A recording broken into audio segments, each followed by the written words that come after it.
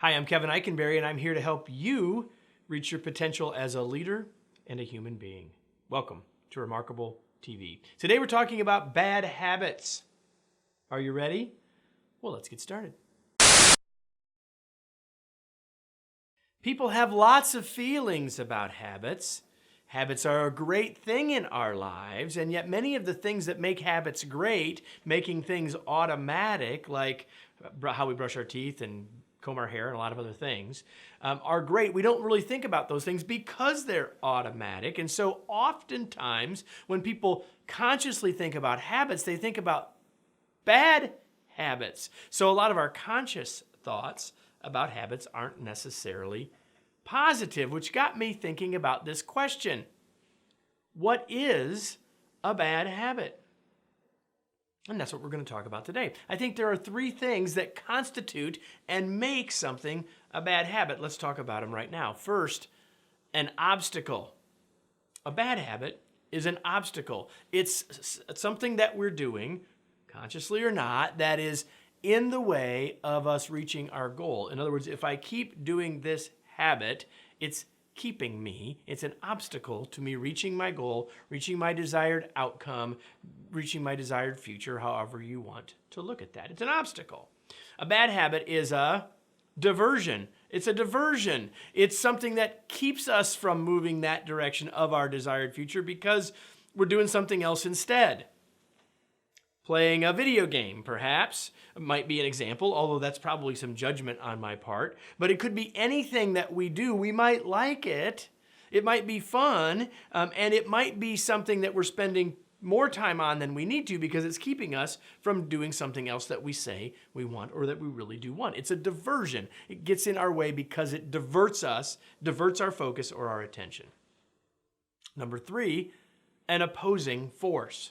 Sometimes a habit is something that actually is literally taking us in the opposite direction of what we actually want. It's something that moves us in a completely different direction from our goal, from our desired state, etc. So what have I just said? I've said that what constitutes bad habit is connected to our desired future state, what we want, where we want to be, our goals, right? So what this means is to say that something is by definition a bad habit is all wrong because one person's bad habit could be someone else's good habit. In most cases, it's only bad, or you can only define or describe or judge whether it's bad once you know what the goal is. Let me give you some examples.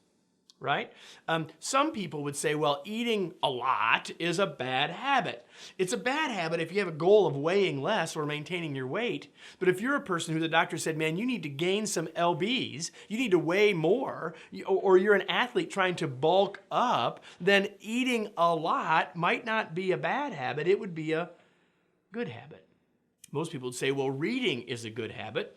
I would agree that reading is a good habit unless it becomes a diversion, unless you're reading when you should be doing something else that would actually help you move towards your goal. You're reading more than you need to in the big picture to reach your goals. You're using it as entertainment when you're now procrastinating from doing something else. Now you could say that in that moment that reading maybe isn't such a good habit, might be a bad habit.